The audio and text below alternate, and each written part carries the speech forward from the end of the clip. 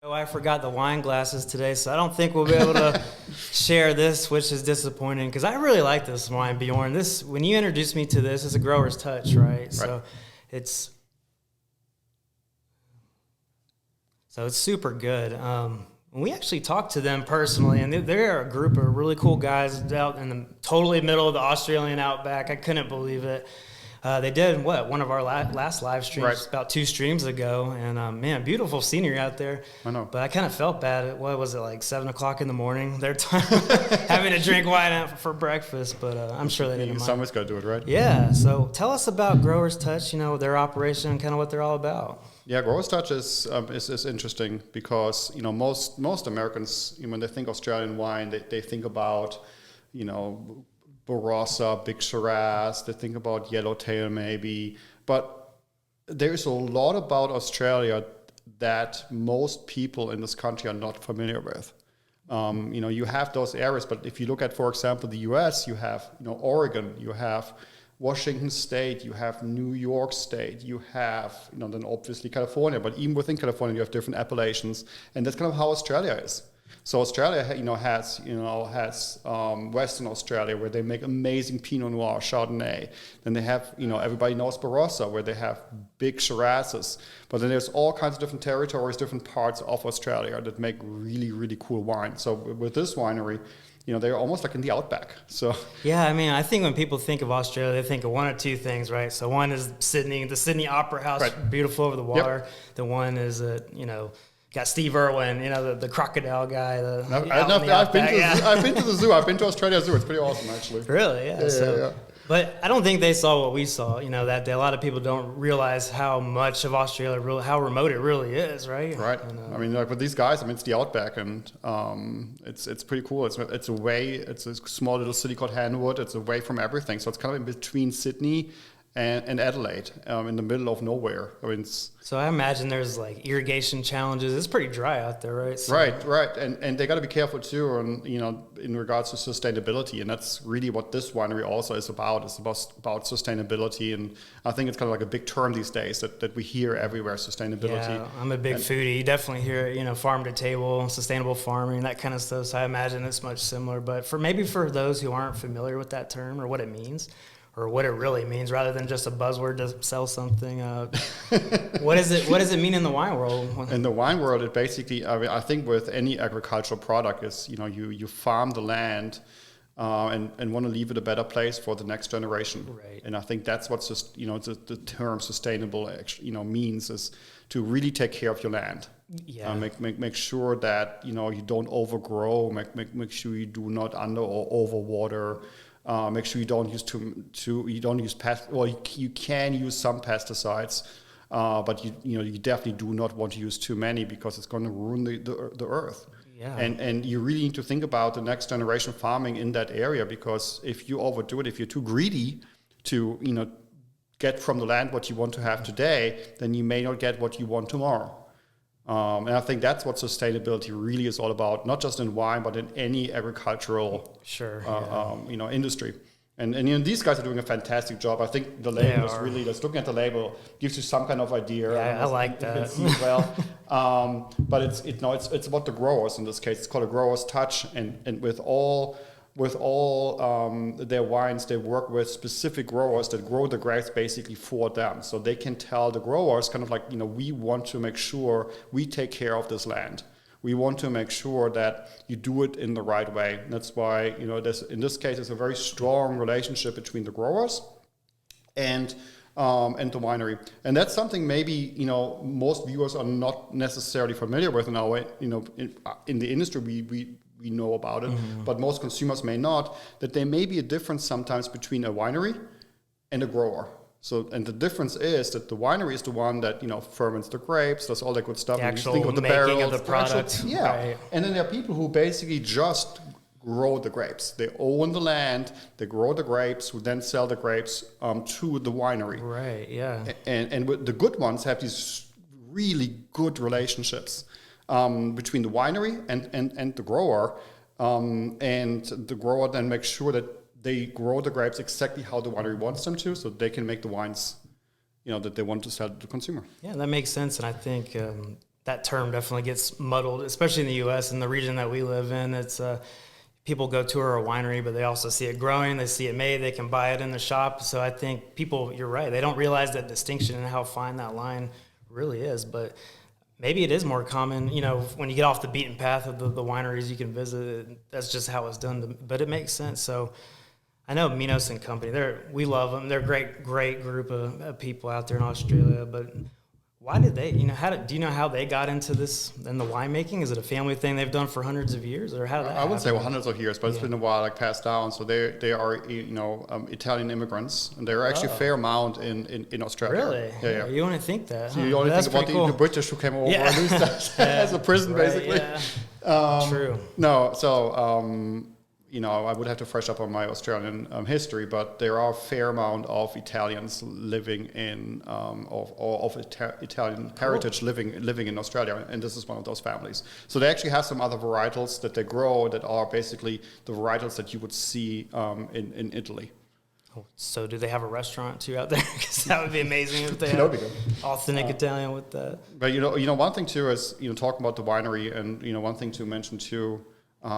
With this winery is like, how does it actually get into your hands? We're talking about Australia, this great country of Australia, or continent of Australia. But how does it actually get into your hands? I think is super interesting. Is you know, the winery first, you know, needs to basically find an importer, and then once they find an importer, it needs to, you know, get the wine to the port, and then it needs to ship it to the US.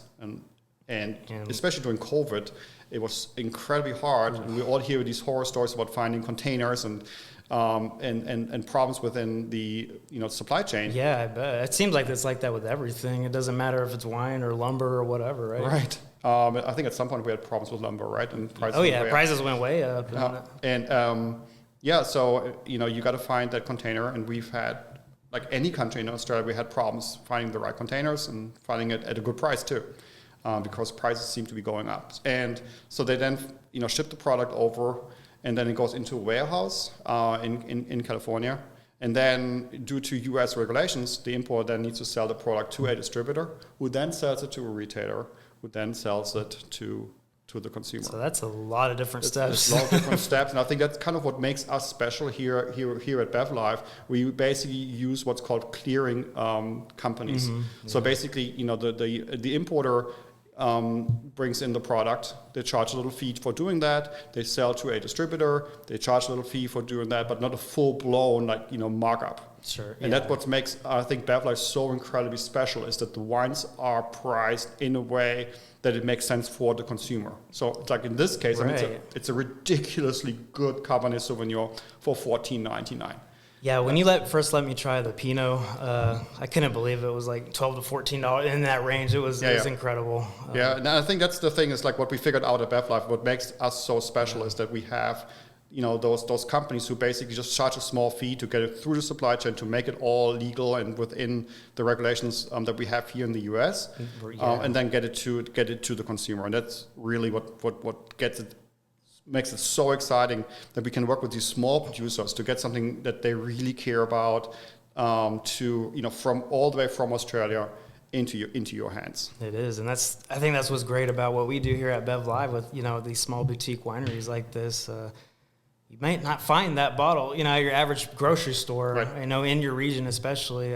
So it's kind of cool to be able to, hey, you know, this is the wine, we can buy it, it's shipped directly to you, and hey, it cuts out the middleman, you know, like you said, all those different steps, and it's still at an affordable price. That's what kind of blows my mind, learning all this, is all those steps it has to go through, and then you can still get the bottle for $14. You know, seems like the price would go up each step, and it does go up just a little bit, but, you know, not as much as if you go through the regular, you know, importer, distributor, who always mark up the product by a decent amount. And, you know, it would not get into your hands with this price. Yeah. So how does a winery like this in Australia, maybe they don't have the resources like the national brands, how do they get into the U.S.? How does that happen? How do they find someone to help them do that, more importantly? Well, Australia is actually doing a really, really good job. Wine Australia has offices in San Francisco, actually. Oh, cool. Yeah, and they help them, and they've done, and hopefully we're going to get some of these people that I know well on the show sometime. Yeah, that'd be awesome. Damon, if you're watching, we're going to give you a call. We will call you.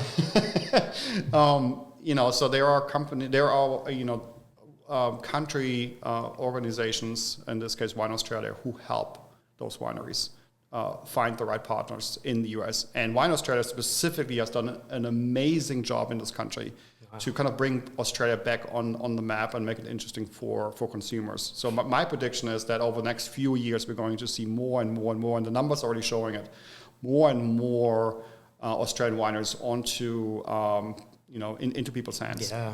And it's super exciting because they're all so different. It is, and I didn't realize how prominent Australia was in the wine game until, we start seeing these bottles in different wineries from different regions especially, and they do taste completely different. The Cabernet, which I really enjoy.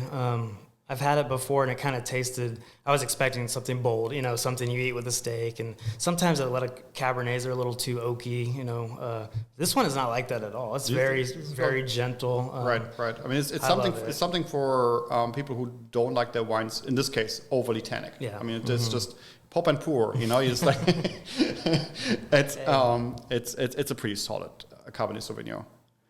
Yeah, so talking about trends, we talked about sustainability, how important that is, and I do believe that's important, especially climate change. All these topics seem to keep coming up. Weather's changing. You have to keep things sustainable in order to grow. But what kind of other trends have you seen in the wine industry, the past 5 years or so, maybe since COVID even, that are just weren't there before, and why that is maybe? Well, I think we continue to see growth in the California market. I mean, we continue to see these amazing small family wineries. And I think the younger generation now is really starting to reach out to these specialty small wineries because they like the stories. They like, we just talked about sustainability. Yeah. And I think that's definitely where I see a trend. Like the younger generation. I do think the younger generation is more socially conscious for topics like that. So it is kind of perfect. But why is it? Traditionally we think people wine, they're older, established business people or something. And that's the stereotype I think most people think of. But that's changing, right? It's not always going to be like that. And I think the younger crowd, like you're saying, sustainability, they hear words like that. Now they're curious to try it. Well, it's also the younger generation taking over. I mean, in this case, good too, point. It's like, you pass it on from the parents to the kids, and the kids, connect well with the kids. Oh, yeah. Not kids, but, when I say kids, kind of bringing the brand I mean, more like, when I say kids, I mean more like 30-year-olds, not 70-year-olds. Millennials types, right? Right. And I think with them taking over the wineries, there come different marketing ideas and different target groups, that they want to sell their wines to.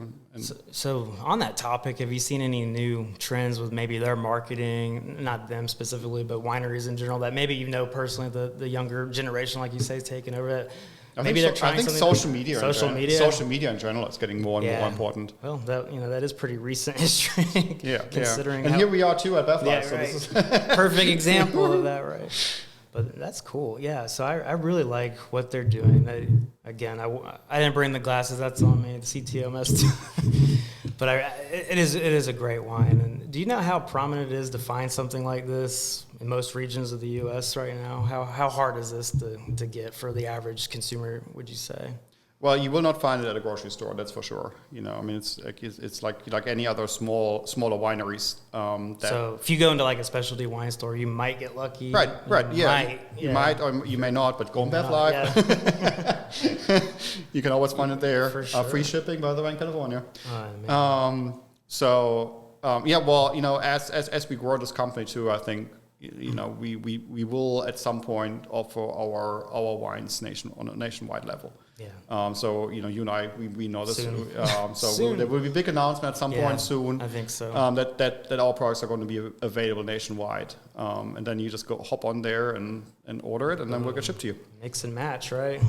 Mix and match. I love that concept about us. If I can brag on Bev Live for a second, most time I've been members of online wine clubs. Living different places, and you get the case shipped to you.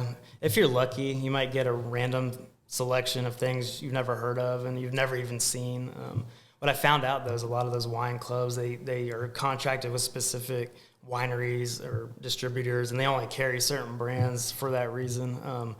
But if you were to go on, I don't know, your favorite wine shop's website, you're pretty much just going to get a case, right, of one kind of wine. Yeah, I mean, Can't really it's hard to mix and match. Sure. I have a question for producer Louis right now. He just gave us a sign. Louis. So, hey, Louis. 5-minute warning. He gave us a 5-minute warning. So just make sure we we're good. we understand what our producer wants us to do. So yeah, I think that's one of the biggest things for us is that you're not limited to one winery over another. You can buy a couple of bottles of these, you buy 3 bottles of that. Right now, especially with California, you get free shipping for 6 bottles. Yeah, so it's easy to right. get to those 6 bottles. And you can get some more expensive wines, you can get some cheaper wines, and and it gets shipped to you for free. Hey, and you don't have to leave the comfort of your own couch if you don't want to. Exactly. The nice UPS person or Yeah. FedEx, whoever it might be, just knocks on your door and here you go. So what in the wine world, is going on that's exciting? Maybe big events. Are you doing anything special coming up? Yeah, so I'm actually going to be at a trade show next week in Chicago. I got to make sure that we know what's going on. Really? What's going on. Sure. What kind of trade show? What's that like for someone that may have never been to one? So this is actually a trade show for B2B, so business to business. Oh, okay. Yeah. So it's not for, sadly, consumers, not for the consumers. But I think it's important, and it's where wineries basically present their wines to retailers and distributors. But I think it's important for us at BevLife to really understand what's going on in the market, what people are looking for, to talk to the trade, Exactly. talk to the wineries, and do the research.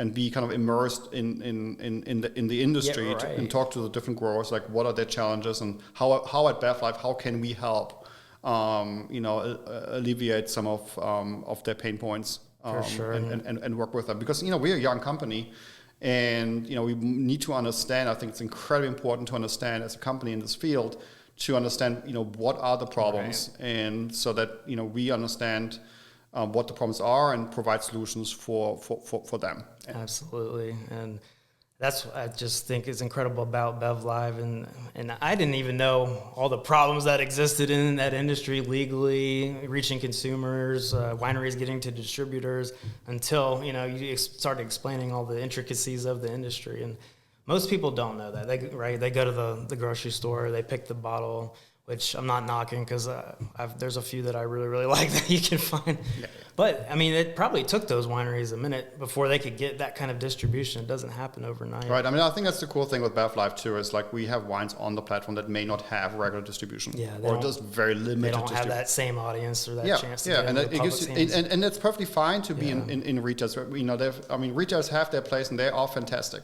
But with the way distribution works in this country, it's just like it's hard to get to those retailers.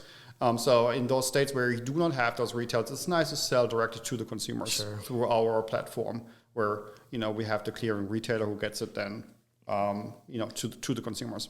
Yeah, and that's, I think, part of BevLife's main mission is to make people the awareness of the fact of all these things. Help the small wineries to have a voice, help them to connect with the consumers, give consumers the option or the opportunity to buy wines they cannot find, or most likely not find anywhere else. So it's helping the consumers to find the really cool wines, and it's helping the wineries to connect with those consumers who are looking for those wines. Right.